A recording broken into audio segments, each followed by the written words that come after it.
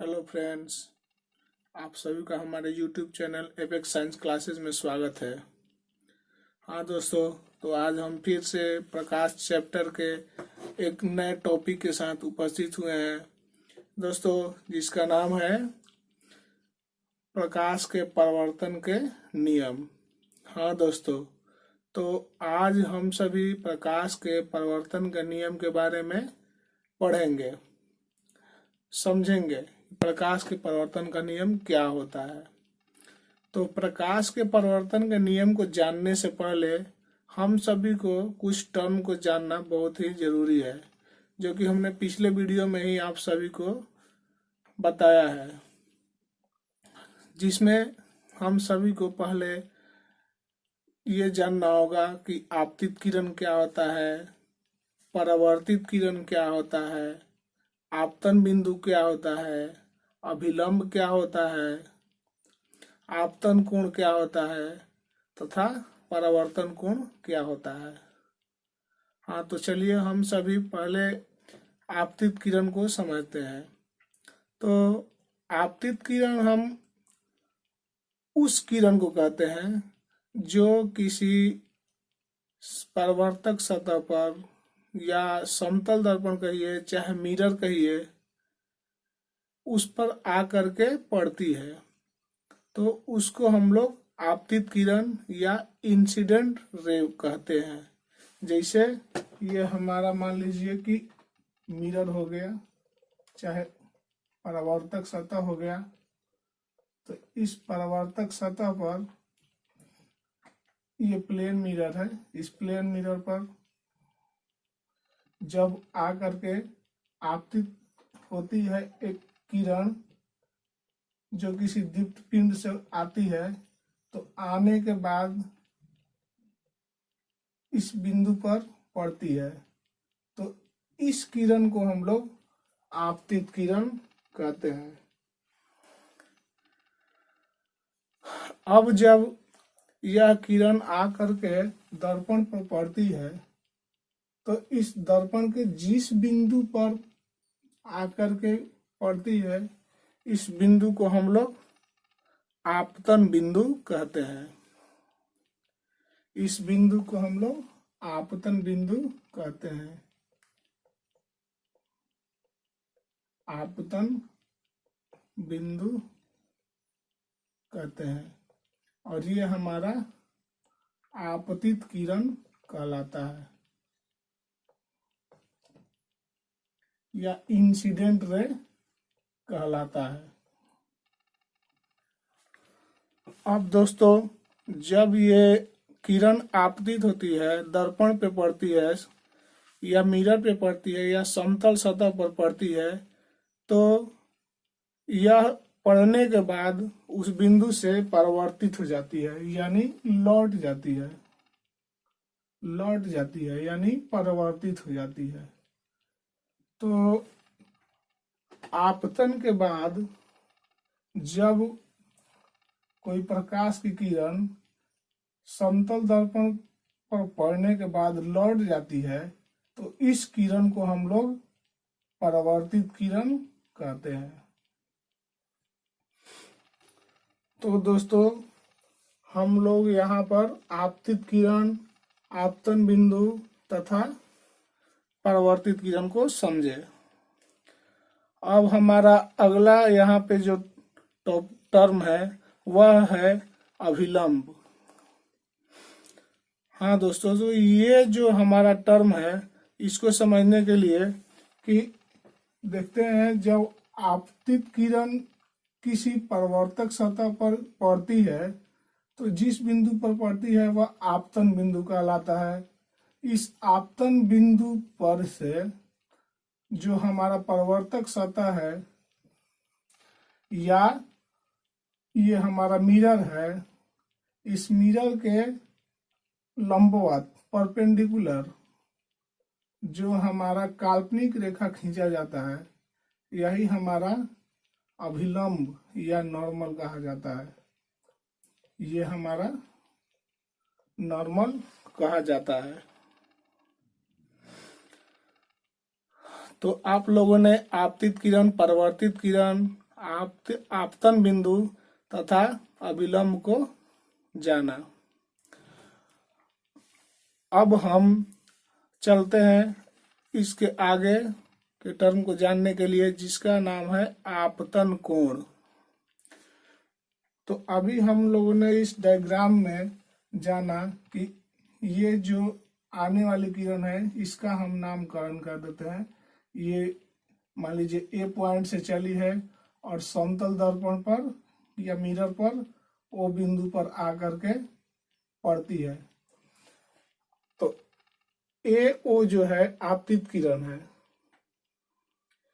और फिर लौट कर जाती है, तो इसको हम यहाँ पे बी लिख देते हैं। ओ बी जो है यह परावर्तित किरण है तथा इसको हम एन से सूचित कर देते हैं। अब इसमें हम लोग आपतन कोण को समझेंगे।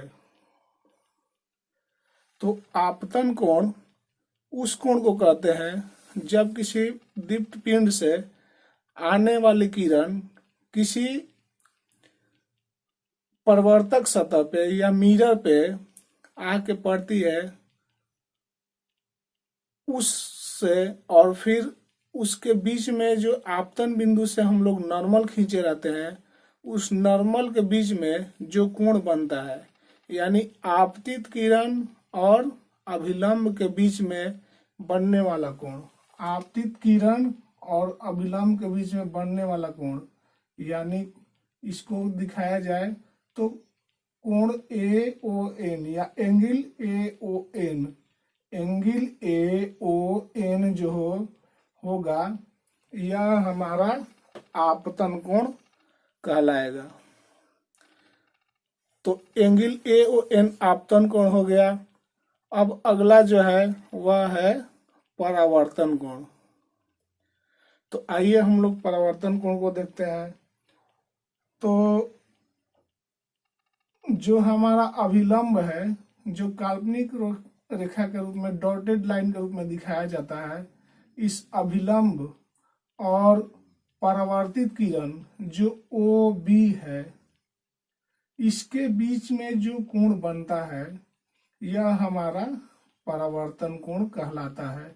यानी कोण बी ओ एन या कहिए कोण एन ओ बी, यह हमारा परावर्तन कोण कहलाएगा, परावर्तन कोण कहलाता है। अब हम सभी आपतन कोण और परावर्तन कोण के बारे में भी जान गए। अब दोस्तों यहाँ पर हम लोग परावर्तन के नियम को जानेंगे। प्रकाश के परावर्तन के नियम को अब हम यहाँ अच्छी तरह से समझेंगे। तो प्रकाश के परावर्तन के दो तरह के नियम होते हैं।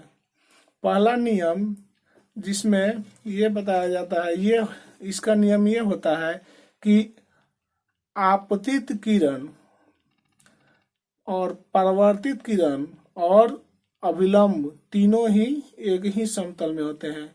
यानी incident ray, reflected ray and normal are lies in the same plane. मतलब कि एक ही समतल में ये सब होते हैं। जिस तरह से यहाँ पर हम लोग इस चित्र को फिर दोबारा देखें तो ये हमारा ए ओ जो है आपतित है, आपतित किरण, और ओ बी जो है यह हमारा परावर्तित किरण या रिफ्लेक्टेड रे। तो ए ओ हमारा हो गया इंसिडेंट रे और ओ बी हो गया रिफ्लेक्टेड रे। और इस मिरर पर ही जो इसके नॉर्मली परपेंडिकुलर जो नॉर्मल डाला गया है ओ एन, ये तीनों एक ही बिंदु पर एक ही समतल में यहाँ पर होते हैं। कहने का मतलब यह है कि देखा जाए तो हम इस तरह से मान के चलिए हमारा मिरर हो गया या प्लेन सरफेस हो गया, तो इस प्लेन सरफेस पर अगर आपतित किरण आएगा तो यहीं तक नहीं रुक जाएगा, या फिर ये आपतित किरण जो है ये इधर तक नहीं आएगा। कहने का मतलब ये है कि जो आपतित किरण जो है जहां पर होगा आकर के पड़ेगा, वहीं से हमारा फिर वो रिफ्लेक्ट होगा उसी प्लेन से, इधर नहीं जाएगा। तो यहाँ पर आपतित किरण और परावर्तित किरण, और फिर यहाँ जो हमारा आपतन बिंदु पर, ये आपतन बिंदु हो गया जहां पर इंसिडेंट रे आकर के मिल रही है मिरर पर। तो यहाँ से ये हमारा जो कोण, यहाँ से जो ये हमारा नॉर्मल खींचा जाएगा, 90 डिग्री का नॉर्मल खींचा जाएगा, ये तीनों सेम प्लेन में होते हैं। तो आप सभी परावर्तन के पहले नियम को जान चुके होंगे। अब हमारा दूसरा नियम है जो ये कहता है कि आपतन कोण और परावर्तन कोण दोनों आपस में बराबर होते हैं। यानी परावर्तन कोण जो बनेगा वो आपतन कोण के बराबर होगा। यानी अगर हमारा आपतन कोण जो है, यहाँ मान लीजिए ए ओ जो है इंसिडेंट रे है और ओ बी जो है रिफ्लेक्टेड रे है और ओ एन नॉर्मल, यानी आपतित किरण और अभिलंब के बीच में मान लीजिए यहाँ पर हमारा 30 डिग्री का एंगल बना है, 30 डिग्री का कोण बना है। तो हमारा परावर्तन कोण जो, या एंगल ऑफ रिफ्लेक्शन इसको कहते हैं, ये भी हमारा 30 डिग्री का ही होगा। ये भी हमारा 30 डिग्री का ही होगा। अगर दूसरे हिसाब से अगर किसी और फिगर में हम समझना चाहें तो हम लोग इसको इस तरीके से समझते हैं। मान लीजिए ये हमारा प्लेन मिरर है, ये हमारा प्लेन मिरर हुआ। इस प्लेन मिरर के ऊपर आकर के एक प्रकाश की किरण पड़ती है। तो ये प्रकाश की किरण यहाँ पे पड़ी और फिर जाकर के यहाँ से इधर लौट गई। तो ये हमारा आपतित किरण हुआ और ये हमारा परावर्तित किरण हुआ। और इस प्लेन मिरर के नॉर्मली या बोले परपेंडिकुलर यहाँ पर हम लोग एक नॉर्मल काल्पनिक रेखा जो खींच देते हैं। तो अब मान लीजिए यहाँ पर हमारा अगर कोण 50 डिग्री का बना है, आपतन कोण माने आपतित किरण और अभिलंब के बीच अगर आपतन कोण जो है 50 डिग्री बना है, तो वही हमारा अभिलंब और परावर्तित किरण के बीच में भी परावर्तन कोण 50 डिग्री का बनेगा। दोस्तों यहाँ से हम आपको ये समझाना चाह रहे हैं कि जो आपतन कोण जिसको हम लोग आई के रूप में दर्शाते हैं, आपतन कोण को हम लोग आई के रूप में दर्शाते हैं तथा परावर्तन कोण आर के रूप में दर्शाते हैं। तो आपतन कोण और परावर्तन कोण, कोण आई जो है बराबर होता है कोण आर के। अब हम लोग यहाँ ये भी समझ लेते हैं कि मान लीजिए हमारा आपतन कोण 0 डिग्री हो गया, यानी 0 डिग्री। तो यहाँ से हम लोग ये चित्र में समझे तो ये आपतन कोण जो होगा जब 0 डिग्री होगा, तो 0 डिग्री जब हमारा आपतन कोण होगा तो देखा जाए तो वो कब होगा, जब हमारा अभिलंब जो है उसी के ऊपर से हमारा आपतित किरण भी एकदम सीधे आकर के हमारे मिरर पर पड़ेगा। तभी हमारा मतलब कि जो नॉर्मल है यहाँ पर ON, इसी पर हमारा आपतित किरण A जो है यहाँ आ रही है। एकदम मतलब नॉर्मल पर ही वो आपतित हो रही है किरण, तभी हमारा कोण AON क्या होगा, 0 डिग्री होगा। कोण AON का मान 0 डिग्री, मतलब आपतन कोण का मान 0 डिग्री होगा। और हम लोग यहाँ पर पढ़ चुके हैं परिवर्तन के दूसरे नियम के हिसाब से कि परिवर्तन कोण आपतन कोण के हमेशा बराबर होगा। यानी फिर हमारा ये जो लौटेगा जो किरण यहाँ से, तो फिर इसी लाइन पर 0 डिग्री का कोण बनाते हुए वापस लौट जाएगा। मतलब इसको फिर से देखा जाए, ये मान लीजिए फिर लौटने वाली किरण जो है वह हमारा बी है, वो बी, तो यहाँ पर कोण BON बराबर भी 0 डिग्री हो जाएगा। तो दोस्तों ये एक सवाल के रूप में हमेशा हमारे एग्जाम्स में आते रहते हैं, जो इस तरह से हमेशा अराइज होता है कि जब किसी समतल दर्पण पर एक प्रकाश की किरण लंबवत पड़ती है तब क्या होता है। तो यहाँ पर इसका उत्तर यही होता है कि वह जिस रास्ते से आती है उसी रास्ते से लौट जाती है। मतलब कि एंगल ऑफ इंसिडेंस 0 है तो उसी हिसाब से एंगल ऑफ रिफ्लेक्शन भी 0 होगा। दोस्तों आज के वीडियो में बस इतना ही। अगर आपको मेरा वीडियो अच्छा लगे तो लाइक, शेयर और मेरे चैनल को सब्सक्राइब करना नहीं भूलिएगा। आज के लिए बस इतना ही। हम ठीक अगर नेक्स्ट वीडियो में ठीक अगले टॉपिक को लेकर हाजिर होंगे। तब तक के लिए धन्यवाद।